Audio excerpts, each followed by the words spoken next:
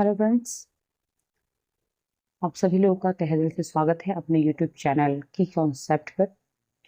आज जो मैं टॉपिक्स लेकर आ रही हूँ हिंदी व्याकरण की टॉपिक्स है और यह टॉपिक्स क्लास 10th, क्लास 12 और सभी प्रतियोगिता परीक्षाओं के लिए बहुत ही महत्वपूर्ण होने वाला है। ये टॉपिक हिंदी व्याकरण की एकदम शुरू से है, यानी जीरो से हीरो बनने वाली बात है। ये टॉपिक्स पढ़ाने का मेरा मेन पर्पस है कि पूरे व्याकरण को पूरी सही तरीके से कंप्लीट किया जाए। इस टॉपिक को शुरू करने से पहले आप और हम सभी मिलकर के एक वादा करते हैं खुद से। न पूछ कि मेरी मंजिल कहाँ है, न पूछ कि मेरी मंजिल कहाँ है, अभी तो सफर का इरादा किया है। न पूछ कि मेरी मंजिल कहाँ है, अभी तो सफर का इरादा किया है। न हारूंगा हौसला चाहे कुछ भी हो जाए, न हारूंगा हौसला चाहे कुछ भी हो जाए, ये मैंने किसी और से नहीं खुद से वादा किया है। तो दोस्तों, आप लोग भी अपने आप से वादा करें कि चाहे दुनिया में कोई भी परेशानी हो, कुछ भी हो, हमें अपना हौसला नहीं हारना है। हमें अपने काम पर पूरी तरीके से फोकस करनी है। चाहे एक बार गिरे या 10 बार गिरे, गिरना तो है, गिरने के बाद उठना भी है। आइए हम अपने टॉपिक की तरफ बढ़े। आज का टॉपिक हमारा होगा हिंदी व्याकरण। इसमें सबसे पहले हम देखेंगे हिंदी। तो हिंदी फारसी भाषा का शब्द है, यानी हिंदी किस भाषा से ली गई है? तो हिंदी फारसी भाषा से ली गई है। यानी हिंदी क्या है? तो हिंदी फारसी भाषा का शब्द है। दूसरा कि इसकी लिपि क्या होगी? तो हिंदी की जो लिपि है वो हिंदी की लिपि देवनागरी होगी। किस अनुच्छेद में रखा गया है? तो अनुच्छेद 343 के 1 में रखा गया है। ये जो हमारी है ये हमारी सामान्य जानकारी है। ये मैं इसलिए यहाँ केवल लिख रही हूँ ताकि ये सभी क्लास 10th और 12th के बच्चों को इसकी जानकारी होनी चाहिए। साथ साथ में प्रतियोगिता परीक्षा की तैयारी करने वाले सभी स्टूडेंटों को ये बात पता होनी चाहिए। बात करते हैं कि व्याकरण व्याकरण के साथ साथ हम क्या क्या पढ़ेंगे। तो पहले हम छोटी सी परिभाषा देखेंगे व्याकरण की। व्याकरण के बाद हम पढ़ेंगे भाषा, भाषा के बाद पढ़ेंगे ध्वनि, ध्वनि के बाद पढ़ेंगे वर्ण और वर्ण के बाद पढ़ेंगे वर्णमाला। ऐसे करते हुए हम पूरे ही व्याकरण को कंप्लीट करने वाले हैं। व्याकरण के जितने भी टॉपिक्स हैं इन सभी टॉपिक्स को कंप्लीट करेंगे, चाहे वो टॉपिक्स कोई भी हो, समझी यानी जो भी प्रतियोगिता परीक्षाओं में पूछी जाती है या क्लास 10th में पूछी जाती है, सभी व्याकरण को कंप्लीट करने वाले हैं। सबसे पहले हम देखते हैं कि व्याकरण किसे कहते हैं।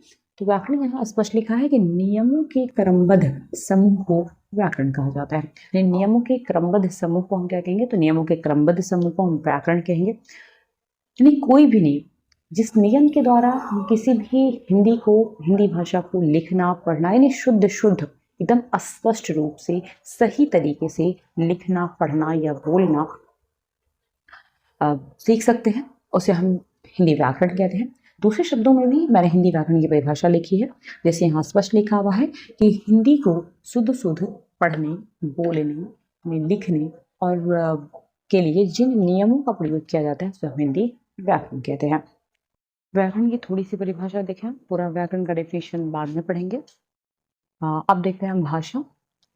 तो भाषा क्या है? तो अपने विचारों को आदान प्रदान करने के माध्यम को भाषा कहा जाता है। मतलब जिन माध्यमों के द्वारा हम अपने विचारों को किसी दूसरे के सामने प्रकट करते हैं, जिन माध्यमों से, यानी जिस तरह से हम अपने विचारों को, यानी हम अपनी बात को किसी दूसरे तक पहुंचाने की कोशिश करते हैं, उस माध्यम को ही क्या कहा जाएगा? उस माध्यम को भाषा कही जाती है। यानी भाषा के कितने भेद होते हैं लिखित रूप में? तो भाषा के कितने भेद होंगे? तो लिखित भाषा, मौखिक भाषा और सांकेतिक भाषा। यानी भाषा के 3 भेद होते हैं। नंबर 1 लिखित भाषा, नंबर 2 मौखिक भाषा और नंबर 3 सांकेतिक भाषा। बात करते हैं हम लिखित भाषा की। तो लिखित भाषा, जब हम अपने विचारों को लिखकर दूसरों के सामने प्रकट करते हैं तो उसे लिखित भाषा कहा जाता है। हम इसको ऐसे भी बोल सकते हैं कि जब हम अपने विचारों को किसी दूसरे के सामने लिखकर या लिखित रूप में व्यक्त करते हैं या अपने विचारों को लिखकर किसी को बताने की कोशिश करते हैं, तो वह क्या कहलाएगा? तो लिखित भाषा कहलाएगा। उस भाषा को हम लिखित भाषा कहेंगे। दूसरी बात आती है मौखिक भाषा। तो जब हम अपने विचारों को बोलकर, यानी जब हम अपने विचारों को बोलकर दूसरे के सामने प्रकट करते हैं, उसे मौखिक भाषा कहा जाता है। यानी हम अपने विचारों को बोलकर, जिस तरीके से मैं भी बोलकर कुछ समझाने की कोशिश कर रही हूँ, जैसे व्याकरण समझाने की कोशिश मैं कर रही हूँ, तो ये व्याकरण जो समझाने की कोशिश है, मैं बोलकर और लिखकर दोनों तरीके से समझाने की कोशिश कर रही हूँ। जैसे यहाँ लिखा गया है तो ये लिखित रूप में है, यानी ये जो लिखा गया है ये लिखित रूप में है, इसको हम लिखित भाषा कह सकते हैं। जैसे मैं आपको बोलकर समझा रही हूँ तो ये बोलने की जो प्रक्रिया है मेरी, वो क्या कहलाएगा? मौखिक भाषा कहलाएगा। और इसी के दूसरे विपरीत यानी तीसरा नंबर हो जाएगा हमारा सांकेतिक भाषा।